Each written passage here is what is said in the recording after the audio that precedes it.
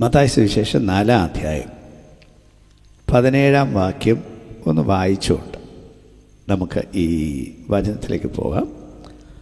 അന്നു മുതൽ യേശു സ്വർഗരാജ്യം സമീപിച്ചിരിക്കയാൽ മാനസാന്തരപ്പെടുവീൻ എന്ന് പ്രസംഗിച്ചു തുടങ്ങി.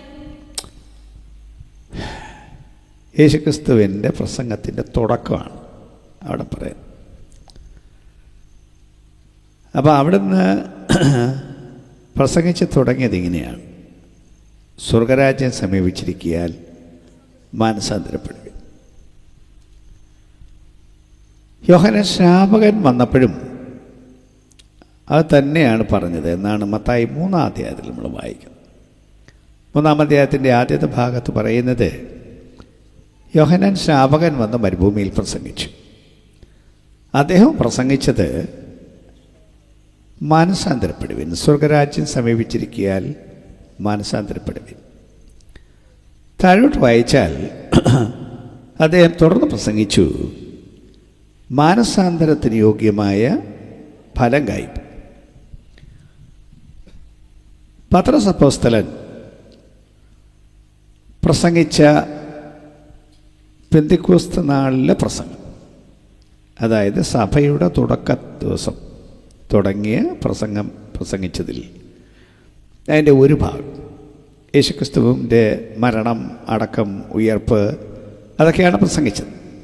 എന്നാൽ അതിൻ്റെ ഒടുവിലത്തെ ഭാഗത്ത് പറയുന്നത് 2-ാം അധ്യായത്തിൽ 38-ാം വാക്യത്തിൽ, പ്രവൃത്തി പുസ്തകം 2-ാം അധ്യായത്തിൽ 38-ാം വാക്യത്തിൽ വായിക്കുന്നത്, പത്രോസ് അവരോടെ, നിങ്ങൾ മാനസാന്തരപ്പെട്ടു നിങ്ങളുടെ പാപങ്ങളുടെ മോചനത്തിനായി ഓരോരുത്തൻ യേശുക്രിസ്തുവിന്റെ നാമത്തിൽ സ്നാനമേൽപ്പീൻ, എന്നാൽ പരിശുദ്ധാത്മാവ് എന്ന ദാനം ലഭിക്കും. ഇതായിരുന്നു പത്രോസ് പ്രസംഗിച്ചത്. ഞാൻ പറഞ്ഞ പ്രസംഗത്തിൻ്റെ ഒരു ഭാഗം. നിങ്ങൾ മാനസാന്തരപ്പെട്ട് നിങ്ങളുടെ പാപങ്ങളുടെ മോചനത്തിനായി ഓരോരുത്തൻ യേശുക്രിസ്തുവിൻ്റെ നാമത്തിൽ സ്നാനമേൽപ്പീൻ, എന്നാൽ പരിശുദ്ധാത്മാവെന്ന ദാനം ലഭിക്കും. പൗലോസ് അപ്പോസ്തലൻ അത് തന്നെയാണ് പ്രസംഗിച്ചത്. പ്രവൃത്തി പുസ്തകം 17-ാം അധ്യായത്തിൻ്റെ 30-ാം വാക്യം വായിച്ചാൽ പൗലോസ് ഒരു പൊതുസമൂഹത്തിന് മുമ്പിൽ നിന്നുകൊണ്ട് വിളിച്ചു പറയുന്നത്, എന്നാൽ അറിയായ്മയുടെ കാലങ്ങളെ ദൈവം ലക്ഷ്യമാക്കാതെ ഇപ്പോൾ എല്ലായിടത്തും എല്ലാവരും മാനസാന്തരപ്പെടണമെന്ന് ദൈവം മനുഷ്യരോട് കൽപ്പിക്കുന്നു. അപ്പോൾ ഇതാണ് വാസ്തവത്തിൽ ഈ സുവിശേഷ പ്രസംഗം എന്ന് പറഞ്ഞാൽ. സുവിശേഷം എന്ന് പറഞ്ഞാൽ ഇതാണ്. ആ പറഞ്ഞതിൻ്റെ പ്രസക്തി എന്താണ്, ആ വാക്കിൻ്റെ അർത്ഥം എന്താണ് എന്നൊക്കെയാണ് നമുക്കറിയാം എന്ന് തോന്നിയാലും പൊതുലോകത്തിൽ എല്ലാവർക്കും അറിയാവുന്നൊരു വാക്കല്ല. അതുകൊണ്ട് അതിനെ ഒന്ന് ഞാൻ വിശദീകരിക്കാൻ പോവാം. അപ്പം തുടക്കം, സ്വർഗരാജ്യം സമീപിച്ചിരിക്കയാൽ മാനസാന്തരപ്പെടുക. ലോകത്തോട് ദൈവത്തിന് പറയാനുള്ള പ്രധാനപ്പെട്ട സന്ദേശം, മനുഷ്യരിവിടെ താമസിക്കുന്നു, ഇവിടെ ഭരിക്കാൻ ഭരണകർത്താക്കളുണ്ട്, നമ്മൾ നമ്മുടെ വീട് ഭരിക്കുന്നു, നാട് ഭരിക്കാൻ സർക്കാരുണ്ട്. ഇങ്ങനെയൊക്കെ ഉണ്ടെന്നുള്ളത് ശരിയാണെങ്കിലും സ്വർഗരാജ്യം എന്ന ഒന്ന് വരും. സ്വർഗരാജ്യം എന്നുള്ളതിന് തത്തുല്യമായി മറ്റൊരു വാക്ക് ലൂക്കോസിൻ്റെ സുവിശേഷത്തിൽ ഉപയോഗിച്ചിട്ടുണ്ട്. അതിൻ്റെ പേര്, ഇതിന് പറയുന്നത് ദൈവരാജ്യം എന്നാണ്. അപ്പം അങ്ങനെ ദൈവരാജ്യം സമീപിച്ചിരിക്കുന്നു, അല്ലെങ്കിൽ സ്വർഗരാജ്യം സമീപിച്ചിരിക്കുന്നു. യേശുക്രിസ്തുവിൻ്റെ പ്രസംഗം മുഴുവൻ അതിനെക്കുറിച്ചായിരുന്നു. സുവിശേഷങ്ങൾ വായിച്ചു നോക്കണം.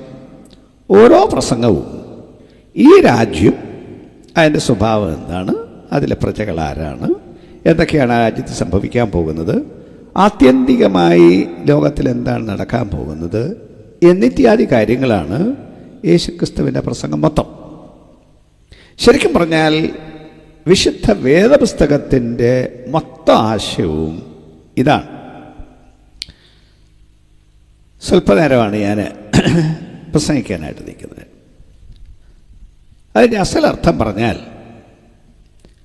ഭരിക്കാൻ ദൈവം വരാൻ പോകുന്നു.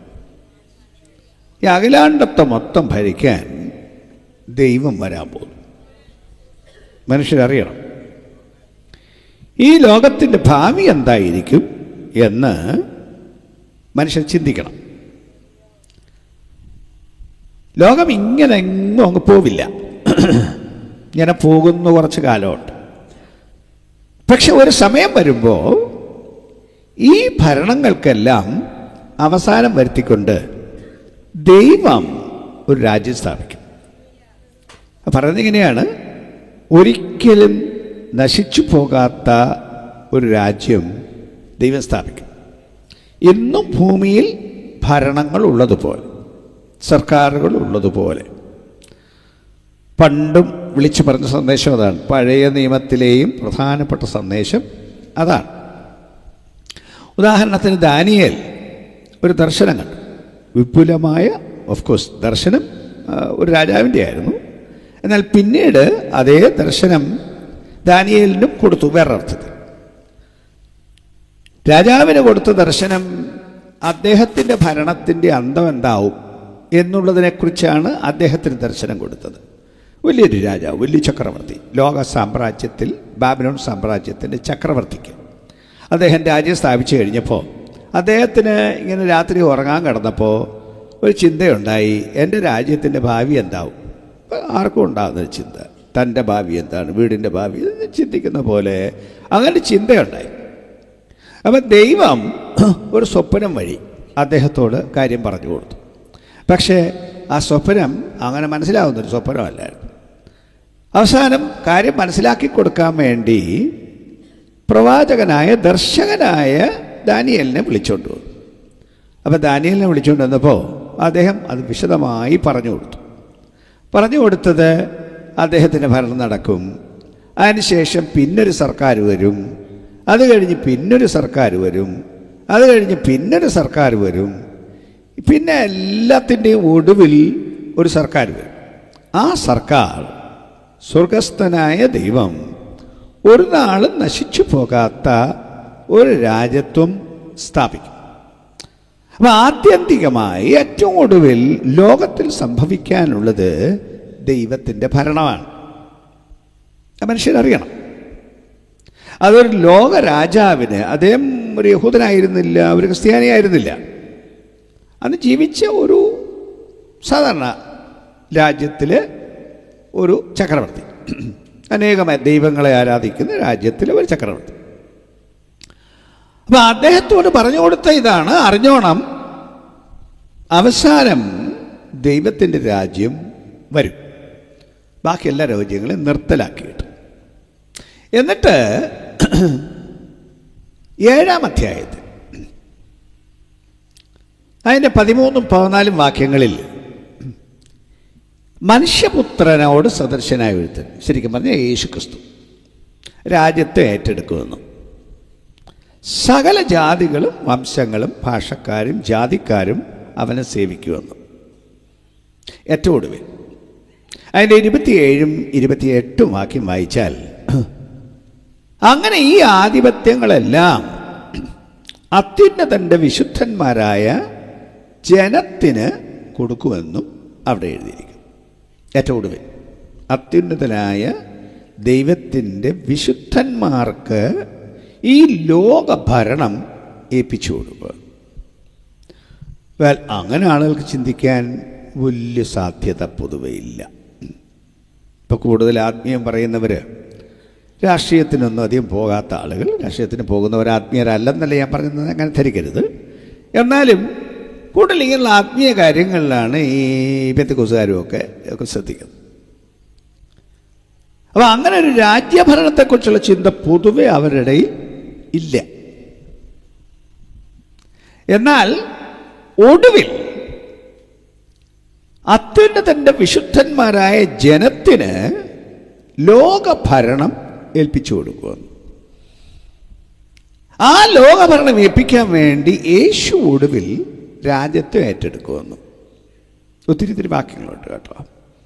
വെളിപ്പാട് പുസ്തകം 11-ാം അധ്യായത്തിൻ്റെ 15-ാം വാക്യം വായിച്ചാൽ, ലോകരാജ്യത്വം നമ്മുടെ കർത്താവിനും അവൻ്റെ ക്രിസ്തുവിനും ആയിത്തീർന്നിരിക്കുന്നു, അവൻ എന്നേക്കും വാഴും, ലോക രാജ്യത്വം. എന്ന് വെച്ചാൽ ലോകത്തിലെ എല്ലാ രാജ്യങ്ങളുടെയും ഭരണം യേശുവിന് കിട്ടുമെന്നും അവിടുത്തെ ജനം ഈ ലോകത്തെ ഭരിക്കുമെന്നും എന്നാണ് വചനം പറയുന്നത്.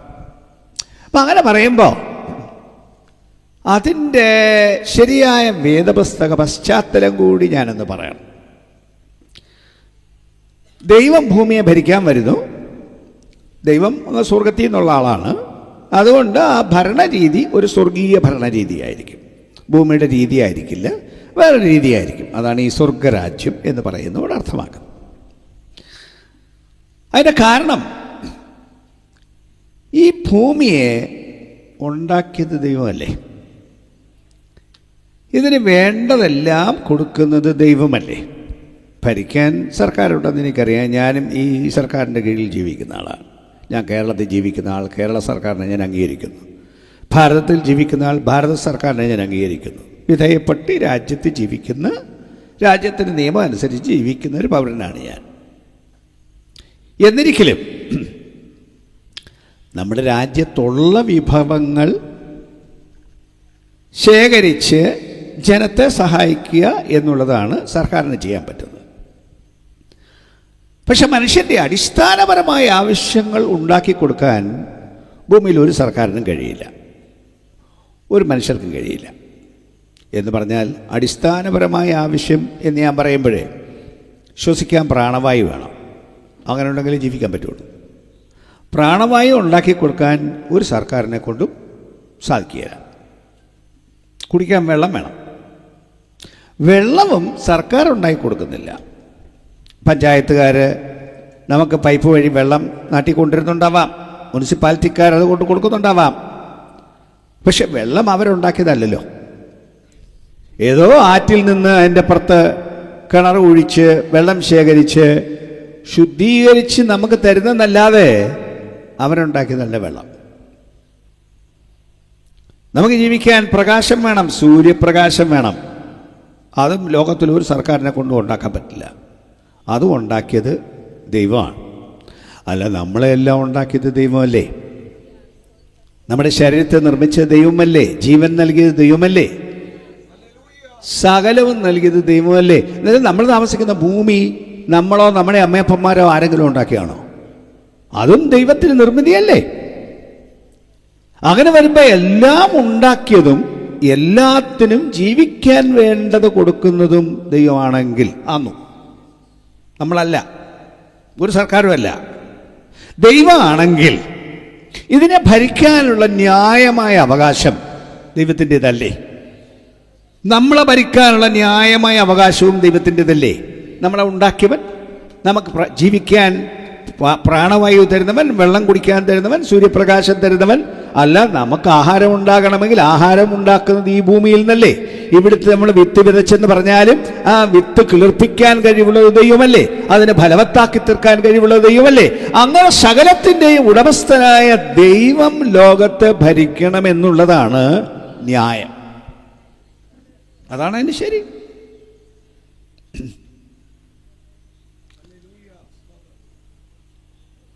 പക്ഷേ മനുഷ്യരെല്ലാവരും അങ്ങനെ ദൈവത്തിന് വിധേയപ്പെട്ടാണോ ജീവിക്കുന്നത്? ദൈവത്തിൻ്റെ ഇഷ്ടം എന്താണ് എന്ന് ചോദിച്ചാണോ മനുഷ്യരെല്ലാം ജീവിക്കുന്നത്? മനുഷ്യന് മതമുണ്ടെന്ന് ഞാൻ സമ്മതിക്കുന്നു. മനുഷ്യൻ പള്ളിയിൽ പോകുന്നു, അമ്പലത്തിൽ പോകുന്നു ഒക്കെ ശരിയായി സമ്മതിക്കുന്നു ഞാൻ. ശരിയാണ്, അതൊക്കെ മതഭക്തിയുടെ ഭാഗമായിട്ട് മനുഷ്യനുണ്ട് എന്നുള്ളതിരിക്കലും ദൈവം യേശു പറഞ്ഞ ചില പ്രയോഗങ്ങൾ കൂടി ഞാൻ പറയാം. യേശു പറഞ്ഞു, ഇസ്രായേലിനോട് പറഞ്ഞാൽ, അബ്രഹാം ഞങ്ങൾക്ക് പിതാവായിട്ടുണ്ട് എന്ന് ഉള്ളം കൊണ്ട് പറയാൻ തുനിയരുത്. അവരുടെ പറഞ്ഞൊരു പ്രയോഗമാണ്. ആ പറഞ്ഞതിൻ്റെ അർത്ഥം, അബ്രഹാം എന്ന് പറയുന്നത് അവരുടെ പൂർവ്വപിതാവ്, യഹൂദന്മാരുടെ എല്ലാം അപ്പൻ. അപ്പം ആ പൂർവ്വപിതാവിൻ്റെ മക്കളാണ് ഞങ്ങൾ. അതായത് ഞങ്ങൾ യഹൂദന്മാരാണ്, ഞങ്ങൾ ദൈവത്തോടടുത്ത ആളുകളാണ്, ഞങ്ങൾ ആ കുടുംബത്തിൽ പിറന്നവരാണ് എന്ന് പറയാൻ തുനിയണ്ട. അത് നിങ്ങളുടെ മതം പറയുന്നതാണ്. യേശു പറഞ്ഞു, ഈ കല്ലുകളിൽ നിന്ന് അബ്രഹാമിന് സന്തതിയെ ഉൽപ്പാദിപ്പിക്കാൻ ദൈവത്തിന് കഴിയും. എന്ന് പറഞ്ഞാൽ നിങ്ങളുടെ മതമല്ല അതിനകത്തെ പ്രധാനപ്പെട്ട കാര്യം. അബ്രഹാമിന്റെ കുലത്തിൽ കുടുംബത്തിൽ പിറന്നവരാണ് എന്ന് പറയുന്നത് കൊണ്ട് ദൈവം മുമ്പാകെ അംഗീകാരം കിട്ടില്ലെന്നും, അബ്രഹാം വിശ്വസിച്ചതുപോലെ ദൈവത്തെ വിശ്വസിച്ച്, അബ്രഹാം അനുസരിച്ചതുപോലെ ദൈവത്തെ അനുസരിച്ച് ജീവിച്ചാൽ മാത്രമേ അബ്രഹാമിന്റെ മക്കളെന്ന് വിളിക്കപ്പെടാൻ കഴിയുള്ളൂ. അല്ലാതെ മതം കൊണ്ട്, യഹൂദ മതത്തിന്റെ ആചാരങ്ങൾ കൊണ്ട് നിങ്ങൾക്ക് രക്ഷപ്പെടാൻ കഴിയില്ല എന്നാണ് യേശു വിളിച്ചു പറഞ്ഞത്. ഇത് തന്നെയാണ് സത്യം. മതത്തിന്റെ പേര് പറഞ്ഞ് ആളുകൾ ജീവിക്കുകയാണ്. അതിന്റെ ആചാരങ്ങളാണ് പ്രധാന ശ്രദ്ധ. അതാണ് ഞാൻ മുമ്പ് പറഞ്ഞ പോലെ നമ്മൾ മതത്തെ ആചരിക്കുന്നു, പള്ളിയിൽ പോകുന്നു, ഇങ്ങനെയുള്ള കാര്യങ്ങളെല്ലാം ചെയ്യുന്നു. അങ്ങനെയുള്ള കാര്യങ്ങൾ ചെയ്യുമ്പോഴും ദൈവത്തിൻ്റെ അരികെ വരാൻ, ദൈവത്തിൻ്റെ രാജ്യമായി തീരാൻ എന്ത് ചെയ്യണമെന്നുള്ള ദൈവശബ്ദം കേൾക്കാൻ മനുഷ്യൻ തയ്യാറാവണം.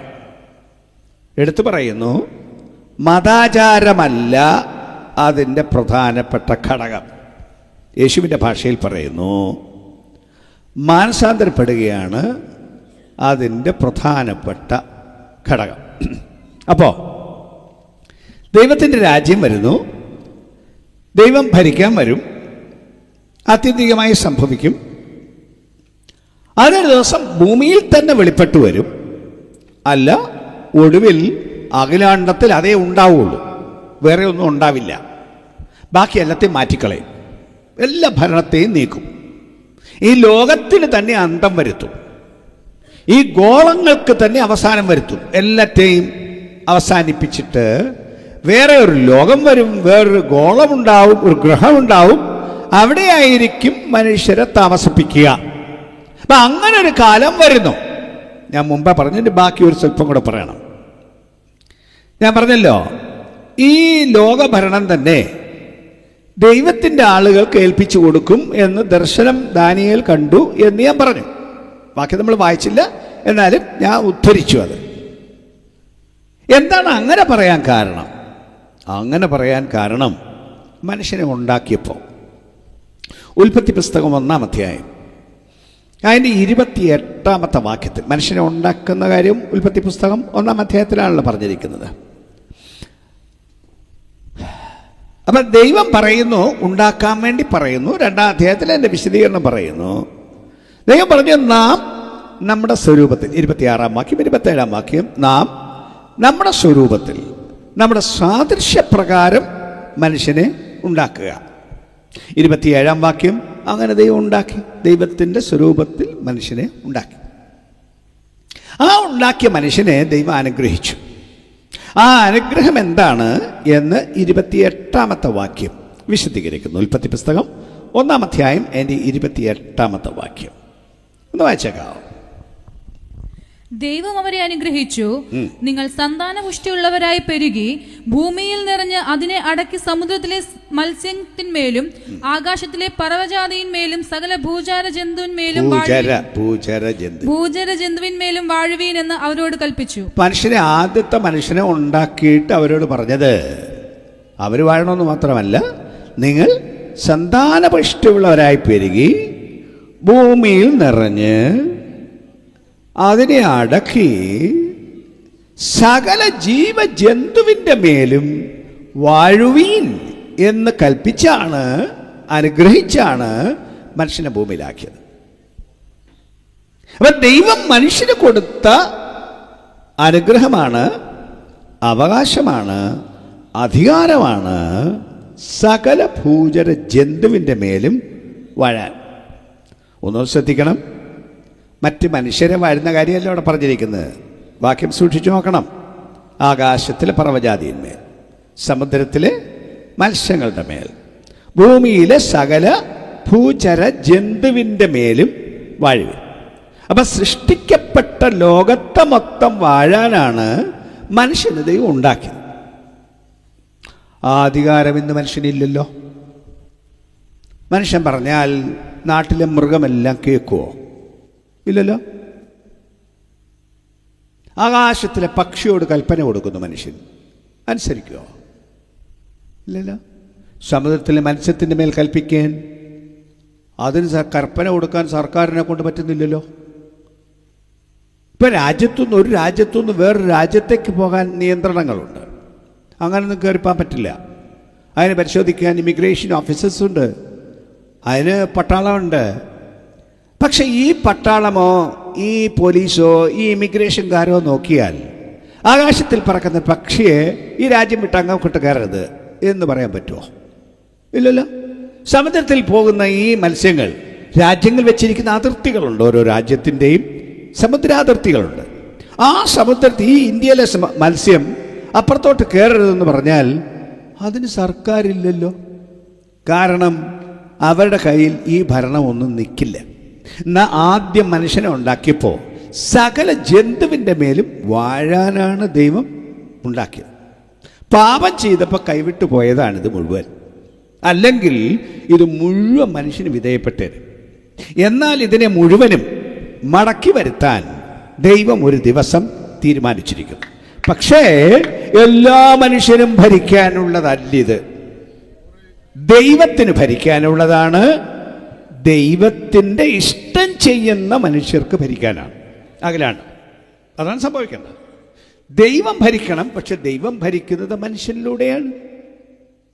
അത് ദൈവം പറഞ്ഞാൽ കേൾക്കുന്ന മനുഷ്യൻ ഭരിച്ചെങ്കിലല്ലേ ദൈവത്തിൻ്റെ ഇഷ്ടപ്രകാരം ഭരിക്കുകയുള്ളൂ. ദൈവത്തിൻ്റെ ഹിതം എന്താണെന്ന് അറിയുന്നവൻ ഭരിച്ചെങ്കിലല്ലേ അങ്ങനെ ചെയ്യാൻ പറ്റുള്ളൂ. ഇല്ലെങ്കിൽ മനുഷ്യൻ്റെ അഭിപ്രായത്തിനും ചിന്തകൾക്കും അനുസരിച്ചല്ലേ ഭരിക്കുകയുള്ളൂ. ഇന്നത്തെ ലോകം ഭരിക്കപ്പെടുന്നത് മൊത്തം ദൈവത്തിൻ്റെ ഇഷ്ടപ്രകാരമാണോ? അല്ലല്ലോ. ജനാധിപത്യ ഭരണത്തിൽ നമ്മൾ തിരഞ്ഞെടുത്തിരിക്കുന്ന ജനത്തിൻ്റെ ആ പ്രതിനിധികളുടെ ഭൂരിപക്ഷം എന്ത് തീരുമാനിക്കുന്നു അതാണ് രാജ്യത്ത് നിയമമായി വരുന്നത്. അല്ലാതെ വിശുദ്ധ ബൈബിളല്ല ഭൂമിയിൽ നിയമമായി വന്നിരിക്കുന്നത്.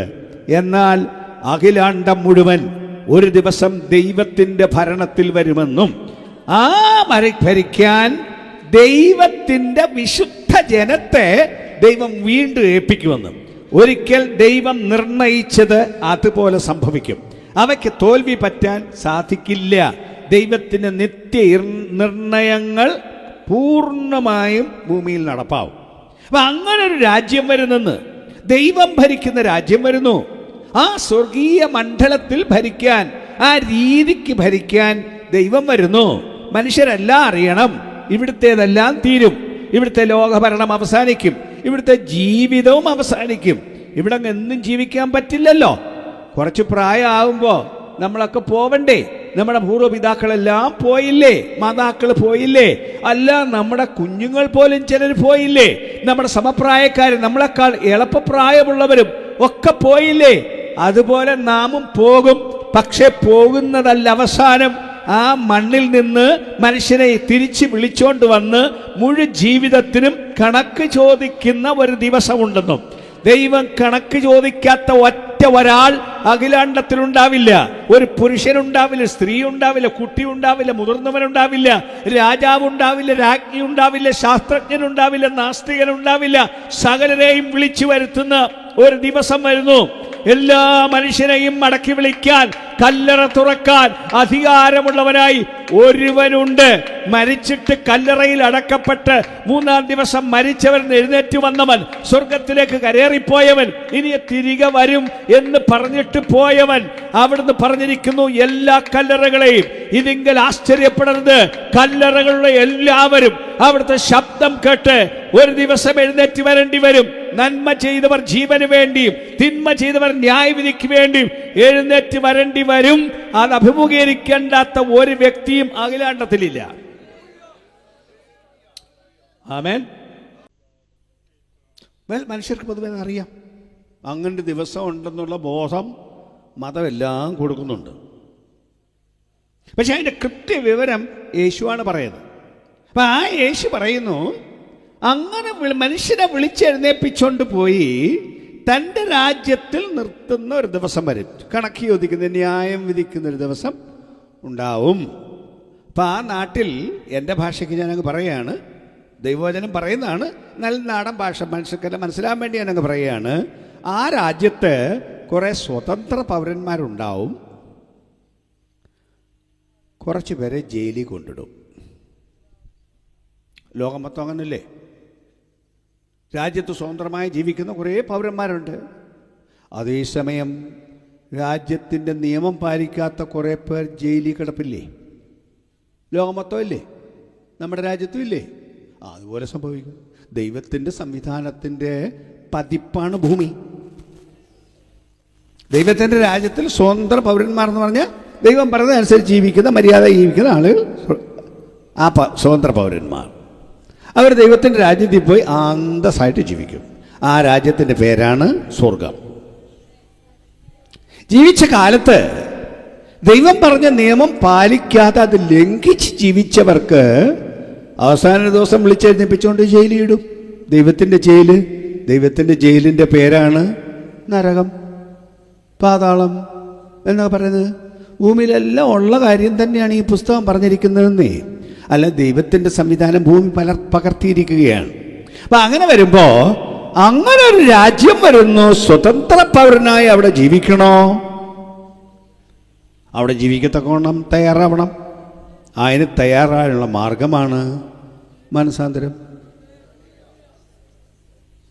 എന്താണ് ആ വാക്കിൻ്റെ അർത്ഥം? മാനസാന്തരം എന്ന് ഈ പുസ്തകം പറയുമ്പോൾ അർത്ഥമാക്കുന്നത് എന്താണ് എന്ന് ഒന്ന് പറഞ്ഞാൽ, മാനസാന്തരം എന്ന് പറഞ്ഞാൽ മനസ്സിനന്തരം, മനസ്സ് മാറണം. എങ്ങനെ മാറണം? നമ്മളെ ഉണ്ടാക്കിയവൻ ഇതിനകത്ത് വെച്ചൊരു മനസ്സുണ്ട്, ശുദ്ധമായൊരു മനസ്സുണ്ട്. ആ മനസ്സിലേക്ക് തിരിച്ചു വരണം. ഞാൻ പറഞ്ഞ അത്ര തെളിഞ്ഞില്ലെന്ന് എനിക്കറിയാം, അതുകൊണ്ട് ഇച്ചിരി തെളിച്ച് പറയാം. ദൈവത്തിൻ്റെ സാദൃശ്യത്തിലും സ്വരൂപത്തിലും മനുഷ്യനെ ഉണ്ടാക്കിയെന്നല്ലേ പറഞ്ഞിരിക്കുന്നത്? ദൈവത്തിൻ്റെ തനി രൂപത്തിലാണ് മനുഷ്യനെ ഉണ്ടാക്കിയത്. അതെന്താണെന്ന് എഫെസ് ലേഖനത്തിലെ ഒരു വാക്യം കൊണ്ട് ഞാൻ പറയാം. അതിൻ്റെ 4-ാം അധ്യായം 22 മുതൽ 24 വരെയുള്ള വാക്യങ്ങൾ ഒന്ന് വായിച്ചേക്കാവോ? മുമ്പിലത്തെ നടപ്പ് സംബന്ധിച്ച് ചതിമോഹങ്ങളായി വഷളായി പോകുന്ന പഴയ മനുഷ്യനെ ഉപേക്ഷിച്ച് നിങ്ങളുടെ ഉള്ളിലെ ആത്മാവ് സംബന്ധമായി പുതുക്കം പ്രാപിച്ച് സത്യത്തിന്റെ ഫലമായി നീതിയിലും വിശുദ്ധിയിലും ദൈവാനുരൂപമായി സൃഷ്ടിക്കപ്പെട്ട പുതുമനുഷ്യനെ ധരിച്ചുകൊള്ളി. അപ്പൊ ഈ മനുഷ്യരോടെല്ലാം പറയുന്ന കാര്യം, മനുഷ്യ ജീവിതത്തിന് മാറ്റമുണ്ടാവണം. മാനസാന്തരം എന്ന് പറഞ്ഞ വാക്കിലേക്ക് ഞാൻ വരികയാണ്. എന്ന് പറഞ്ഞ് മനസ്സിന് അന്തരം ഉണ്ടാവണം. എന്തന്തരം ഉണ്ടാവണം? അപ്പോൾ അവിടെ പറയുകയാണ്, നമുക്കൊരു മനുഷ്യൻ, നമ്മുടെ അകത്തൊരു മനുഷ്യനുണ്ട്. ശരിക്കും നമ്മളെന്ന് പറയുന്നത് ഈ അകത്തിരിക്കുന്ന ആളാണ്, അല്ല നമ്മുടെ ഈ പുറമേ കാണുന്ന ആളല്ല അസലാൾ. എന്ന് പറഞ്ഞാൽ ഈ പുറമേ ഇരിക്കുന്ന ആൾ, അകമേ ഇരിക്കുന്ന ആൾ എന്തു പറയുമോ അത് ചെയ്യും. അതായത് ഇപ്പം പുറമേ ഇരിക്കുന്ന ആൾ, അകത്തിരിക്കുന്ന ആൾ പറയുകയാണ്, ഈ അയൽവക്കക്കാരന് സ്വല്പം ബുദ്ധിമുട്ടുണ്ട്, ഇച്ചിരി സാമ്പത്തികമായി ഇച്ചിരി സഹായം ചെയ്യണം, ഇച്ചിരി പൈസ കൊടുക്കണം എന്ന് അകത്തിരിക്കുന്ന ആൾ പറഞ്ഞാൽ പുറത്തിരിക്കുന്ന ആൾ പൈസ കൊണ്ട് കൊടുക്കും. അതേസമയത്ത് അകത്തിരിക്കുന്ന ആൾ പറയുകയാണ് അയാൾക്ക് അടി കൊടുക്കണമെന്ന് പറഞ്ഞാൽ പുറത്തിരിക്കുന്ന ആൾ പോയി അടിക്കും. അടിച്ചത് കൈയാണോ? അല്ല, പിന്നെ അകത്തിരിക്കുന്ന ആളാണ്. നമ്മുടെ അകത്ത് അങ്ങനെ ഒരാളിരിപ്പുണ്ട്. ഈ ആളാണ് ഈ കുഴപ്പം മുഴുവൻ കാണിക്കുന്നത്. ഈ തിന്മയ്ക്ക് പോകുന്നത്, ഈ മദ്യപാനത്തിന് പോകുന്നത്, ഈ ദുർമാർഗത്തിന് പോകുന്നത്, ഈ കള്ളം പറയുന്നത്, സകല അശുദ്ധിയിലും പോകുന്ന അകത്തിരിക്കുന്ന ആളാണ്. അയാൾ നമ്മുടെ ശരീരത്തെ കൊണ്ടുപോവാണ്. പിടിച്ചു നിർത്താൻ ആളെ കൊണ്ട് പറ്റുന്നില്ല. കുഴപ്പം കാണിച്ച് ജീവിക്കണമെന്നല്ല മനുഷ്യൻ്റെ ആരുടെ ആഗ്രഹം. മര്യാദയ്ക്ക് ജീവിക്കണമെന്നാണ് സാധാരണ എല്ലാവരുടെയും ആവശ്യം. എന്നാൽ ഈ അകത്തിരിക്കുന്ന ആൾ സമ്മതിക്കുകയില്ല മര്യാദയ്ക്ക് ജീവിക്കാൻ, നന്നായി ജീവിക്കാൻ. അകത്തിരിക്കുന്ന ആൾ കൊടുക്കുന്ന പ്രേരണ അനുസരിച്ച് ഈ പുറത്തിരിക്കുന്ന ആൾ പണിയെല്ലാം ചെയ്ത് ഉള്ള കുഴപ്പത്തിൽ മുഴുവൻ നമ്മളെ കൊണ്ട് കാണിക്കുകയാണ്. അപ്പൊ ഈ അകത്തിരിക്കുന്ന ആളിന് മാറ്റം വരണം. അതാണ് അവിടെ പറഞ്ഞത്. ആ ഒരു പഴയ മനുഷ്യൻ മാറ്റം വന്നു കഴിഞ്ഞുള്ള സ്ഥിതി പറയാണ്. പണ്ടൊരു മനുഷ്യനുണ്ടായിരുന്നു, അയാൾ ഈ തെറ്റിഷ്ടമുള്ള ആളായിരുന്നു. ആ ആള് മാറണം. ആ ആളെ വേണ്ടെന്ന് നോക്കണം, നല്ല ആൾ വേണമെന്ന് നോക്കണം. ദൈവത്തിൻ്റെ രീതിക്കുള്ള ഒരാൾ അകത്ത് വരണം എന്നാഗ്രഹിക്കണം. അതിൻ്റെ പേരാണ് മാനസാന്തരം. ജീവിക്കുന്ന ജീവിതം തെറ്റാണെന്നറിയാൻ യേശുവും യോഹന്നാൻ സ്നാപകനും പറഞ്ഞ വാക്ക് ഞാൻ ആവർത്തിച്ച് പറയുന്നു. സ്വർഗരാജ്യം സമീപിച്ചിരിക്കുന്നു, അതുകൊണ്ട് മാനസാന്തരപ്പെടും എന്ന് പറഞ്ഞാൽ നിങ്ങൾ ഇന്ന് ജീവിക്കുന്ന ജീവിത രീതിക്ക് നിങ്ങൾക്ക് സ്വർഗരാജ്യത്തിൽ പോകാൻ പറ്റില്ല. അബ്രഹാം ഞങ്ങൾക്ക് പിതാവായിട്ടുണ്ട് എന്ന് പാരമ്പര്യം പറഞ്ഞിരിക്കുന്നത് കൊണ്ട് നിങ്ങൾക്ക് സ്വർഗരാജ്യത്തിൽ പോകാൻ പറ്റില്ല. നിങ്ങളുടെ മതം പറയുന്ന ചടങ്ങുകൾ അനുഷ്ഠിക്കുന്നത് കൊണ്ട് സ്വർഗത്തിൽ പോകാൻ പറ്റില്ല. സ്വർഗത്തിൽ പോണോ ഈ മാറ്റം ഉണ്ടാവണം, രൂപാന്തരം ഉണ്ടാവണം. എന്തു മാറ്റം ഉണ്ടാവണം? ദൈവാനുരൂപമായി, വാക്യത്തിലേക്ക് തിരിച്ചു വരുന്നു, ദൈവാനുരൂപമായി സൃഷ്ടിക്കപ്പെട്ട പുതു മനുഷ്യനെ ധരിച്ചിരിക്കണം. ദൈവാനുരൂപം എന്നുള്ളതിന് ഒരു സ്വല്പ വിശദീകരണം അവിടെ കൊടുത്തിരിക്കുന്നു. അവിടെ പറഞ്ഞ സത്യത്തിന്റെ ഫലമായ നീതിയിലും വിശുദ്ധിയിലും ദൈവാനുരൂപമായി സൃഷ്ടിക്കപ്പെട്ട പുതുമനുഷ്യൻ. സത്യം, നീതി, വിശുദ്ധി ദൈവത്തിൻ്റെ അടിസ്ഥാന സ്വഭാവമാണ്. മനുഷ്യന് ഉണ്ടാക്കിയിരിക്കുന്ന സ്വഭാവവും അത് തന്നെയാണ്. മനുഷ്യന് ആ സ്വഭാവം ഇല്ല എന്നൊരു പക്ഷേ നിങ്ങൾക്ക് തോന്നിയേക്കാം. ശരിയാണ്. മനുഷ്യരെല്ലാവരും സത്യം പറയുന്നവരാണോ? അല്ല. കള്ളം പറയുന്ന ഒത്തിരി പേരുണ്ട്. സത്യം മാത്രം പറയുന്നവരുടെ സംഖ്യ വളരെ കുറവാണ്. താനും എപ്പോഴും സത്യം മാത്രം പറയുന്നവരുടെ സംഖ്യ കുറവാണ്. എന്നാൽ ദൈവത്തിൻ്റെ സ്വഭാവം സത്യം മാത്രമാണ്. ദൈവം ഒരിക്കലും കള്ളം പറയില്ല. കള്ളം ദൈവം അനുവദിക്കുന്നില്ല. ദൈവവും കള്ളവുമായി ഒരു പൊരുത്തവും ഇല്ല. യേശു പറഞ്ഞു, ഞാൻ തന്നെ വഴിയും സത്യവും ജീവനുമാകുന്നു. അപ്പൊ അങ്ങനെ സത്യം മാത്രമുള്ള ആളാണ് ദൈവം. ദൈവത്തിൻ്റെ കൂടെ താമസിക്കണമെങ്കിലും അങ്ങനെ വേണം. ഇടയ്ക്കിടയ്ക്ക് കള്ളം പറഞ്ഞു വെച്ച് ദൈവത്തിനോട് താമസിക്കാൻ പറ്റില്ല. ദൈവത്തിൻ്റെ സ്വഭാവമായിട്ട് പൊരുത്തപ്പെടില്ല. കള്ളം പറയുന്ന ഒരാൾക്കും ദൈവത്തിനോട് താമസിക്കാൻ പറ്റില്ല. അപ്പം അത് മാറാതെ ദൈവത്തിൻ്റെ കൂടെയുള്ള താമസം പറ്റില്ല. കളിയായിട്ട് കള്ളം പറഞ്ഞാലും കാര്യമായിട്ട് കള്ളം പറഞ്ഞാലും ദൈവത്തിൻ്റെ കൂടെയുള്ള താമസം പറ്റില്ല. നീതി, നീതി എന്ന് പറഞ്ഞാൽ ശരി ചെയ്യണം, ഒരു തെറ്റും ചെയ്യാൻ പാടില്ല.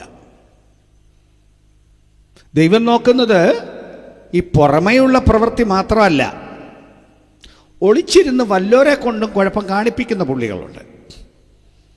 തങ്ങൾ അടിക്കത്തില്ല, മറ്റുള്ളവരെ കൊണ്ട് അടുപ്പിക്കും. അതിന് സൗകര്യം ഉണ്ടാക്കി കൊടുക്കും, അതിന് പ്രേരണ കൊടുക്കും. ദൈവം നോക്കുന്നത് അതും കൂടെയാണ്, ആ ഉദ്ദേശവുമാണ്, മനസ്സാണ്. ഒളിച്ചിരിക്കുന്ന ആളെയും കാണും. അപ്പം അങ്ങനെ ശരി മാത്രം ചെയ്യണം. അങ്ങനെയുള്ളവർക്കേ ദൈവത്തിനോട് താമസിക്കാൻ പറ്റുള്ളൂ. തെറ്റ് ചെയ്യുന്നവരും ദൈവവും തമ്മിൽ ഒരു പൊരുത്തവും ഉണ്ടാവില്ല. തെറ്റില്ലാത്ത ഒരു ജീവിതത്തിലേക്ക് മനുഷ്യൻ വരണം.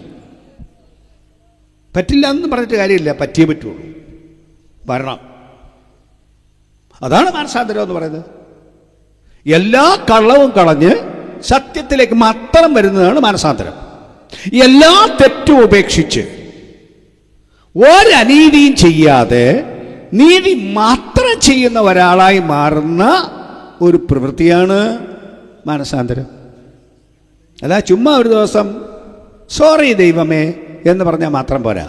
സോറി ആണെങ്കിൽ അതിൻ്റെ അർത്ഥം ഞാൻ തെറ്റ് ചെയ്ത് പോയി ക്ഷമിക്കണം എന്നല്ലേ പറഞ്ഞ്.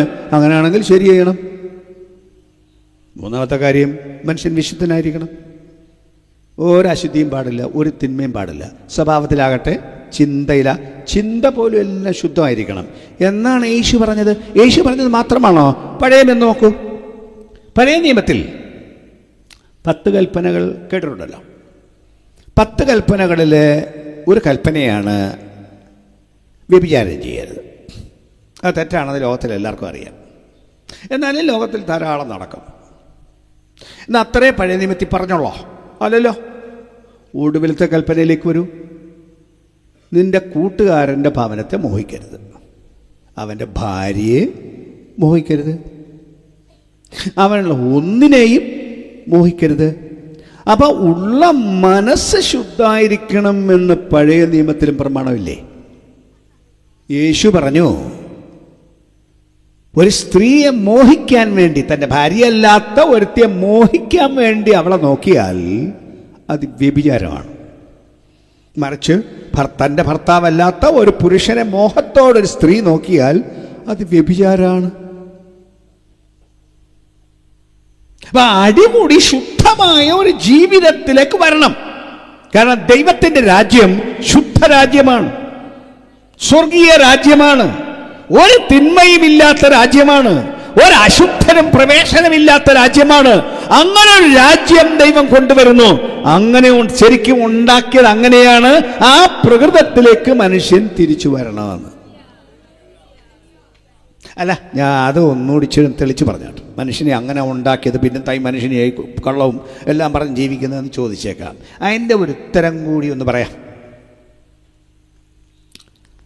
വാസ്തവത്തിൽ മനുഷ്യന് ദൈവം സത്യമുള്ളവനായിട്ട് ഉണ്ടാക്കിയെന്ന് മാത്രമല്ല, ഇപ്പം തന്നെ എടുക്കും. ഈ വേദപുസ്തകം ഒരിക്കലും വായിച്ചിട്ടില്ലാത്തവർ പിന്നെ എടുക്കും. ഇത് മൈൻഡ് ചെയ്യുന്നേ ഇല്ല. കൊള്ളരുതാത്തൊരുത്ത് നാടൻ ഭാഷയ്ക്ക് വേണം, നാക്കെടുത്ത കള്ളം പറയും, ആ കള്ളമേ പറയും. അങ്ങനത്തിനെ എടുക്കുക. അങ്ങനെയുള്ള ഒരുത്തനോട് നിങ്ങളൊരു കള്ളം പറഞ്ഞാൽ അയാൾക്ക് ഇഷ്ടപ്പെടുമോ? നിങ്ങൾ കള്ളം പറഞ്ഞാൽ പറയണ്ട, ഞാൻ എപ്പോഴും കള്ളം പറയുന്ന അയാൾ ഒരു കള്ളം പറഞ്ഞാൽ അതിനെന്താ എന്നല്ലേ പറയേണ്ടത്. പക്ഷേ നിങ്ങൾ പറഞ്ഞത് കള്ളമാണെന്ന് അയാൾക്ക് ബോധ്യമായൊക്കെ ദേഷ്യം വരുമല്ലോ, അയാൾ വഴക്കിടുമല്ലോ, അയാൾ അടിക്കാൻ വരുമല്ലോ. അതെന്താ നീ അയാളെ ഉണ്ടാക്കിയവൻ്റെ സ്വരൂപം അകത്ത് കിടപ്പുണ്ട്. അപ്പോൾ അയാളുടെ ശാസ്ത്രം എന്താണ്? എനിക്ക് കള്ളം പറയണം, ഭൂമിയിൽ വേറെ ആരും എന്നോട് കള്ളം പറയാൻ പാടില്ല. ഇതല്ലേ മനുഷ്യൻ്റെ സ്വഭാവം. നീതി പറയുക എല്ലാം ശരി ചെയ്തിട്ടാണോ തെരുവിലിറങ്ങിയെന്ന് സർക്കാർ നീതി പാലിക്കുക എന്ന് പറയുന്നത്? ആണോ? എല്ലാവരും ശരി ചെയ്യുന്നവരാണോ? അല്ല. നിങ്ങളോട് ആരെങ്കിലും തെറ്റ് ചെയ്താൽ നിങ്ങൾക്ക് ഇഷ്ടപ്പെടുമോ? ബാക്കി ആരോട് എന്ത് ചെയ്താലും ചിലപ്പോൾ മൈൻഡ് ചെയ്യാത്തവർ, കുറച്ച് പേര് നീതിബോധമുള്ളവരുണ്ട്, കുറേ പേര് സ്വന്തം കാര്യം നോക്കി ജീവിക്കുന്നവരുണ്ട്. ഈ സ്വന്തം കാര്യം നോക്കി ജീവിക്കുന്നവരും നിങ്ങൾക്കെതിരെ അന്യായം ആരെങ്കിലും ചെയ്താൽ നിങ്ങൾ പൊറുക്കുമോ? ഇല്ലല്ലോ. അപ്പം അതിൻ്റെ അർത്ഥം എന്താണ്? ദൈവത്തിൻ്റെ സ്വരൂപമായ നീതിയിലാണ് നമ്മൾ ഉണ്ടാക്കിയെന്നല്ലേ അതിൻ്റെ അർത്ഥം. വചനം പറയുന്നു, മനസ്സാന്തരപ്പെടണം, സകല തിന്മയും വിട്ട് മനം തിരിയണം. മനം തിരിയാൻ നിങ്ങൾ മനം തിരിയുന്നത് കൊണ്ട് മാത്രമല്ല സംഭവിക്കുന്നത്. തനിയെ നന്നാവാൻ ഒരു വഴിയില്ല, അതിനൊരു വഴി ദൈവം ഉണ്ടാക്കി. അതാണ് സുവിശേഷം. ആ വഴി എന്തെന്നറിയോ? ചെയ്തു പോയ തെറ്റിനൊരു ക്ഷമ കിട്ടണ്ടേ? ഒത്തിരി കുഴപ്പം കാണിച്ചിട്ടില്ലേ? തെറ്റിന് അതിൻ്റെ ശിക്ഷയില്ലേ? ഭൂമിയിൽ അങ്ങനല്ലേ ശാസ്ത്രം? തെറ്റിന് ശിക്ഷ ഉണ്ടെന്നല്ലേ ശാസ്ത്രം? അതല്ലേ നിങ്ങളുടെ വീട്ടിലെ സ്ഥിതി? സമൂഹത്തിൽ അതിനല്ലേ കോടതി വെച്ചിരിക്കുന്നത്, അതിനല്ലേ പോലീസുകാരെ വെച്ചിരിക്കുന്നത്, അല്ലേ? അപ്പം ഇത് വേണമെന്നുള്ളത് ലോകത്തിൻ്റെ ബോധമല്ലേ? തെറ്റിന് ശിക്ഷ വേണം എന്ന് ബോധമല്ലേ? അങ്ങനെങ്കിൽ ഉണ്ടാക്കിയ ദൈവമല്ലേ ഈ സമ്പ്രദായം ഉണ്ടാക്കിയിരിക്കുന്നത്? അതുകൊണ്ടല്ലേ ഇതെല്ലാം ഭൂമിയിൽ നടക്കുന്നത്. അങ്ങനെങ്കിൽ ദൈവം തെറ്റിന് ശിക്ഷ കൊടുക്കില്ലേ? അപ്പം ശിക്ഷ ഉണ്ടല്ലോ, അതിൽ നിന്ന് രക്ഷപ്പെടാൻ വഴി വേണ്ടേ? ആ രക്ഷപ്പെടാൻ വഴിക്കാണ് യേശു ഇറങ്ങി വന്നത്. ചൂടെ തെളിച്ച് പറഞ്ഞാൽ വേദപുസ്തകം പറയുന്നു, നീതിമാൻ ആരുമില്ല, ഒരുത്തൻ പോലുമില്ല. എല്ലാവരും പാപം ചെയ്ത് ദൈവ തേജസ് ഇല്ലാത്തവരായി തോന്നും. പാപത്തിൻ്റെ ശമ്പളം മരണമത്രേ. പാപത്തിൻ്റെ ശിക്ഷ പാപം ചെയ്ത് ദേഹി മരിക്കണം. പാപം അത്ര ഗൗരവമാണ്. ഉണ്ടാക്കിയവനെതിരെയുള്ള തിന്മയാണ് പാപം. ദൈവം പറഞ്ഞാൽ കേൾക്കില്ല എന്ന് പറഞ്ഞാൽ പിന്നെ ജീവിക്കാൻ എന്താ അവകാശം? ഓക്സിജൻ തരുന്നില്ല എന്ന് വെച്ചാൽ ജീവിക്കുമോ? ഇല്ലല്ലോ. ഈ ശ്വസിക്കുന്ന ഈ ശ്വാസകോശത്തിന് അതിൻ്റെ ശേഷി കുറഞ്ഞു പോയി, ജീവിക്കുമോ? ഈ ബ്ലഡ് പമ്പ് ചെയ്യുന്ന ഹാർട്ട് ശരിക്ക് ഹൃദയം അങ്ങോട്ട് ശരിക്ക് പ്രവർത്തിക്കുന്നില്ല, ജീവിക്കുമോ? ഇല്ലല്ലോ. ദൈവം കരുണ ചെയ്തെല്ലാം ചെയ്തിരിക്കുമ്പോഴേ ദൈവത്തെ സേവിക്കണമെന്നുള്ളത് മര്യാദയല്ലേ? അതല്ലേ ന്യായം? അതല്ലേ ശരി? എൻ്റെ ഇഷ്ടത്തിന് ഞാൻ ജീവിക്കുമെന്ന് പറയാൻ നിങ്ങളുടെ പ്രാണനെ നിലനിർത്താനുള്ള കഴിവ് നിങ്ങൾക്കുണ്ടോ? നിങ്ങളുടെ ആരോഗ്യത്തെ പിടിച്ചു നിർത്താനുള്ള കഴിവ് നിങ്ങൾക്കുണ്ടോ? നിങ്ങളുടെ സമ്പത്ത് നിങ്ങളുടെ കയ്യിൽ ഇരിക്കുമെന്ന് ധരിച്ചാലും എത്രയോ ഭയങ്കര സമ്പന്നന്മാർ ലോകത്തിൽ ഒന്നുമില്ലാത്തവരായി തീർന്നു. നാട്ടിലില്ലേ അങ്ങനെ? ഏത് നാട്ടിലാണ് ഇല്ലാത്തത്? എല്ലാം ചോർന്നു പോകാൻ എത്ര നേരം വേണമെന്നേ? ഒരു ബാധ കയറി പിടിച്ചാൽ പോരെ? സകലവൻ തകർന്ന് തരിപ്പണമായി പോവില്ലേ? അങ്ങനെയെങ്കിൽ അറിയണം, നമ്മുടെ മേൽ അധികാരമുള്ള ഒരുത്തനുണ്ടെന്നും ആ ദൈവത്തെ സേവിക്കാൻ ഞാൻ രൂപാന്തരപ്പെടണമെന്നും മര്യാദയ്ക്ക് ജീവിക്കണമെന്നുള്ളതും സാമാന്യ ബുദ്ധിക്ക് തിരിച്ചറിയേണ്ടതാണ്. എന്നാൽ ആ തെറ്റ് പരിഹരിക്കാൻ നമുക്ക് സ്വന്തം കഴിവില്ലാത്തത് കൊണ്ട് ചെയ്ത തെറ്റിന് ക്ഷമ തരാൻ, നമ്മുടെ പാപങ്ങൾക്ക് പകരമായി ശിക്ഷയേൽക്കാൻ യേശു വന്നു. നമ്മളെ കൊല്ലേണ്ടിടത്ത് യേശു നമുക്ക് പകരം മരിച്ചു. യേശുവിൻ്റെ മരണം അവിടുത്തെ തെറ്റിന് വേണ്ടിയുള്ള ശിക്ഷയല്ല, സകല ലോകത്തിൻ്റെയും പാപം ചുമക്കുന്ന ദൈവകുഞ്ഞാടായി യാഗമായിട്ട് അവിടുന്ന് വന്നതാണ്. ആ യേശുവിൻ്റെ മരണം നാട്ടിലെ മുഴുവൻ മനുഷ്യർക്ക് വേണ്ടിയുള്ളതാണ്, ലോകത്തിലെ മുഴുവൻ മനുഷ്യർക്ക് വേണ്ടിയുള്ളതാണ്.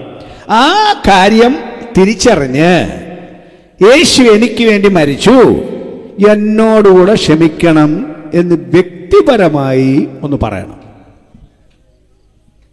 അല്ല പള്ളിക്കാരെല്ലാം കൂടെ പറഞ്ഞൊന്നും പറ്റില്ല. അങ്ങനെ ഒരു സമൂഹ മാനസാന്തരം ഇല്ല. മാനസാന്തരം തൻ്റെ സ്വന്തം മാനസാന്തര. അല്ല, നമ്മൾ ജനിച്ചപ്പോഴേ കൊണ്ടുപോയി മാമോദിസ മുക്കിയപ്പം അവിടെ അപ്പനും അമ്മയും തലതൊട്ടപ്പനോ തലതൊട്ടമ്മയോ പറഞ്ഞതുകൊണ്ട് മാനസാന്തരം ഉണ്ടാവില്ല. മാനസാന്തരം അവനവൻ്റെ സ്വന്തം മാനസാന്തരമാണ്. അതല്ലേ യേശു വിളിച്ചു പറഞ്ഞത്? അല്ല, നിങ്ങൾ ആശ്രയിക്കുന്ന പത്രോസ് അതല്ലേ വിളിച്ചു പറഞ്ഞത്? നിങ്ങൾ മാനസാന്തരപ്പെട്ട് നിങ്ങളുടെ പാപങ്ങളുടെ മോചനത്തിനായി ഓരോരുത്തൻ യേശുക്രിസ്തുവിന്റെ നാമത്തിൽ സ്നാനമേൽപ്പീൻ എന്നല്ലേ പറഞ്ഞത്? അപ്പനും അമ്മയും മക്കളെ തളിച്ച് നിങ്ങൾ മാമോദിസ ഏൽപ്പിപ്പീൻ എന്നല്ലല്ലോ പറഞ്ഞത്? നിങ്ങൾ മാനസാന്തരപ്പെട്ട് സ്നാനമേൽപ്പീൻ എന്നല്ലേ പറഞ്ഞത്? ആ യേശുവിൻ്റെ മരണം എൻ്റെ മരണമാണെന്നറിഞ്ഞ് എന്നോട് ക്ഷമിക്കണം എന്ന് വ്യക്തിപരമായി ഏറ്റുപറയണം. മേലാ മര്യാദയ്ക്ക് ജീവിച്ചോളാം, സമ്മതിച്ചു പറയണം. അതിനാണ് മാനസാന്തരം. അതുകൊണ്ടും തീരുന്നില്ല. എന്താണ് പത്രോസ് വിളിച്ചു പറഞ്ഞത്? ആ മാനസാന്തരപ്പെട്ട യേശുക്രിസ്തുവിൻ്റെ നാമത്തിൽ സ്നാനമേൽപ്പീൻ, എന്നാൽ നിങ്ങൾക്ക് പരിശുദ്ധാത്മാവെന്ന ദാനം ലഭിക്കും. യേശുക്രിസ്തു എന്താ വിളിച്ചു പറഞ്ഞത്? ഈ സുവിശേഷം സകല സൃഷ്ടിയോടും പ്രസംഗിപ്പീൻ, വിശ്വസിക്കുകയും സ്നാനമേൽക്കുകയും ചെയ്യുന്നവൻ രക്ഷിക്കപ്പെടും. ഒന്നുകൂടെ പറഞ്ഞു, ഈ സുവിശേഷം വിശ്വസിക്കുകയും സ്നാനമേൽക്കുകയും ചെയ്യുന്നവൻ രക്ഷിക്കപ്പെടുമെന്ന് യേശു പറഞ്ഞു. പത്രോസ് അത് തന്നെ വിളിച്ചു പറഞ്ഞു, മാനസാന്തരപ്പെട്ട് യേശുക്രിസ്തുവിൻ്റെ നാമത്തിൽ സ്നാനമേൽപ്പീൻ. ഇതാണ് സുവിശേഷം. ഇതാണ് യേശു പറഞ്ഞ സുവിശേഷം. ഇതാണ് അപ്പോസ്തലന്മാർ പറഞ്ഞ സുവിശേഷം. ഞങ്ങളും അതുതന്നെ വിളിച്ചു പറയുന്നു. നാടേ, മാനസാന്തരപ്പെട്ട് ദൈവത്തിങ്കിലേക്ക് തിരിവീൻ. രക്ഷിക്കപ്പെടാൻ ആകാശത്തിൻ്റെ കീഴിൽ മനുഷ്യരിടയിൽ നൽകപ്പെട്ട ഒരു നാമമുണ്ട്. പാപത്തിൻ്റെ ശിക്ഷ ഏറ്റെടുത്ത ഒറ്റ ഒരുത്തനുണ്ട്. ഏറ്റെടുത്തിട്ട് ഉയർത്തെഴുന്നേറ്റത് കൊണ്ടാണ് അത് രക്ഷയുടെ വഴിയാണെന്ന് ഉറപ്പ് വന്നത്. അല്ലാതെ മരിച്ചു മാത്രം പോയിരുന്നെങ്കിൽ അങ്ങനെ എത്രയോ ആളുകൾ സമൂഹത്തിന് വേണ്ടി മരിച്ചിട്ടുണ്ട്. എന്നാൽ യേശു മരിച്ചിട്ട് 3-ാം ദിവസം ഉയർത്തെഴുന്നേറ്റപ്പോൾ പറഞ്ഞ കാര്യം സത്യമാണെന്നും തൻ്റെ മരണം ദൈവം അംഗീകരിച്ചെന്നും തെളിയിച്ചു. ആ യേശു സ്വർഗത്തിൽ പോയിരിക്കുന്നു. സകല മനുഷ്യരോടും പറയുന്നു, മനസ്സാന്തരപ്പെടുകയും ഞാൻ സ്ഥലം ഉണ്ടാക്കാൻ പോവാണ്, ദൈവത്തിൻ്റെ ആളുകൾക്ക് വേണ്ടി ഇരിക്കാൻ സ്ഥലം ഉണ്ടാക്കാൻ പോവാണ്, അത് കഴിഞ്ഞ് വെച്ച് ഞാൻ വരുന്ന അവിടെ പോണോ? മാനസാന്തരപ്പെട്ടേ പറ്റുള്ളൂ, സ്നാനപ്പെട്ടേ പറ്റുള്ളൂ. പിന്നെ ഈ നല്ലപോലെ ജീവിക്കുന്നൊരു കാര്യം ഞാൻ പറഞ്ഞില്ലേ, തെറ്റില്ലാതെ ജീവിക്കണമെന്ന്. അതിനകത്തുള്ള ശക്തിയൊന്നും ഇതിനകത്തില്ല, ഈ ജഡത്തിനകത്തില്ല. ഇതിനകത്ത് ഒത്തിരി കുഴപ്പം കിടപ്പുണ്ട്. നമ്മുടെ ഈ കണ്ണും ഈ ഇന്ദ്രിയങ്ങളെല്ലാം ഭൂമിയിലെ എല്ലാം കാണുന്നതല്ലേ, അറിയുന്നതല്ലേ? അതിനല്ലേ പഞ്ചേന്ദ്രിയങ്ങൾ നിലയിക്കുന്നത്. ഭൂമിയിൽ കാണുന്നതെല്ലാം നല്ലതാണോ? പലതിനോട് ആഗ്രഹങ്ങളൊക്കെ തോന്നുമല്ലോ കണ്ടിട്ട്. അതെല്ലാം അങ്ങോട്ട് എടുക്കാൻ പോയാൽ ജീവിതം അങ്ങനല്ലേ മുടിയുന്നത്. ഈ ലോകത്തിൽ കാണുന്ന കാര്യങ്ങളുടെ പുറകെല്ലാം പോയി വേണ്ടാത്തതെല്ലാം കണ്ട്. ഇന്നത്തെ ലോകമല്ലേ, പണ്ടത്തെ ലോകം ഇതൊക്കെ തന്നെ. എന്നാൽ ഇന്നത്തെ ലോകം വിപുലമായില്ലേ. പണ്ട് പാപം കാണാൻ ഇച്ചിരി ബുദ്ധിമുട്ട് പരസ്യമായിട്ട് കാണണമായിരുന്നു. ഇപ്പം മുറിക്കകത്ത് കയറി കമ്പ്യൂട്ടർ തുറന്നാൽ, ഫോൺ തുറന്നാൽ എല്ലാ സാധനങ്ങളും ഇതിനകത്ത് കിടപ്പില്ലേ. അങ്ങനെ ഈ സകല കാര്യങ്ങളും ഉള്ളതിന് ഇതിനകത്തെ ഒന്ന് പിടിച്ചു നിർത്താൻ ഇതിനകത്ത് ബലമില്ല. അതിന് ബലമുണ്ടാവാനാണ് പറഞ്ഞത്. എന്നാൽ പരിശുദ്ധാത്മാവെന്ന ദാനം ലഭിക്കും എന്ന് പറഞ്ഞാൽ ദൈവത്തിൻ്റെ ശക്തി ഇറക്കി തരുമെന്ന് ഇതിനകത്തോട്ട് ദൈവത്തിൻ്റെ വലിയൊരു ബലം ഇങ്ങോട്ട് വരും. ദൈവം വന്ന് ഇതിനകത്തങ്ങ് താമസിക്കും. ദൈവം വന്ന് ഇതിനകത്ത് താമസിച്ചാൽ അപ്പം തെറ്റില്ലാതെ ജീവിക്കാൻ പറ്റും. അല്ലാതെ സ്വന്തം മിടുക്കൊണ്ടും കഴിവുകൊണ്ടും മനുഷ്യർക്ക് പറ്റില്ല. നാടേ, ഇന്ന് രാത്രി ഈ വചനം പറഞ്ഞ് ഞാൻ നിർത്തുകയാണ്. സ്വന്തം മിടുക്കൊണ്ട് ആർക്കും നന്നാവാൻ പറ്റില്ല. നന്നാവണോ? ദൈവത്തിൻ്റെ ബലം ഇതിനകത്ത് സ്വീകരിക്കണം. ദൈവം തന്നെ ഇതിനകത്ത് താമസിക്കാൻ വരണം. അതിന് മാനസാന്തരപ്പെട്ടേ പറ്റുള്ളൂ, അതിന് സ്നാനപ്പെട്ടേ പറ്റുള്ളൂ, അതിന് പരിശുദ്ധാത്മാവിനെ പ്രാപിക്കുകയും വേണം. അല്ലാതെ നിങ്ങളുടെ മേൽ സ്വല്പം എണ്ണ പുരട്ടിയത് നിങ്ങളുടെ മേൽ ആത്മാവ് വരാൻ അത് പണ്ടത്തെ ഒരു സാദൃശ്യമാണ്. യേശു ആത്മാവിനെ തന്നെ തരുന്നു. പിന്നെന്തിനാ ഈ എണ്ണയും കൊണ്ട് നിൽക്കുന്നത്? ഈ എണ്ണയ്ക്കകത്തൂടി പുതിയ നിയമത്തിൽ ആത്മാവ് വരില്ല. ആത്മാവ് വരണമോ? നേരിട്ട് വ്യക്തിയുടെ മേൽ ഇറങ്ങി വരും. സമൂഹത്തിന് മേൽ മൊത്തമല്ല, പള്ളിയുടെ മേൽ മൊത്തം ഇറങ്ങില്ല, ഒരു സമൂഹത്തിന് മേൽ മൊത്തം ഇറങ്ങില്ല. ഓരോ വ്യക്തിയുടെ മേൽ, ഒരുക്കപ്പെടുന്ന വ്യക്തിയുടെ മേൽ ഇറങ്ങി വരും. ഇതാണ് സുവിശേഷം. സ്വർഗരാജ്യം സമീപിച്ചിരിക്കുന്നു. യേശു വരും. തൻ്റെ രാജ്യം സ്ഥാപിക്കാൻ യേശു വരും. തൻ്റെ ആളുകളെ കൊണ്ടുപോകാൻ യേശു വരും. പോണോ? ഇതേ ഉള്ളു മാർഗം. അത് ഏത് മതമാണെങ്കിലും. ഇവിടെ മതമൊന്നുമില്ല. യേശു മതത്തിൻ്റെ ആളല്ല. യേശു ദൈവമാണ്, മനുഷ്യനായി വന്നതാണ്. ഭൂമിയിലെ സകല മനുഷ്യരെയും ദൈവം ഒരുവനിൽ നിന്ന് ഉളവാക്കി.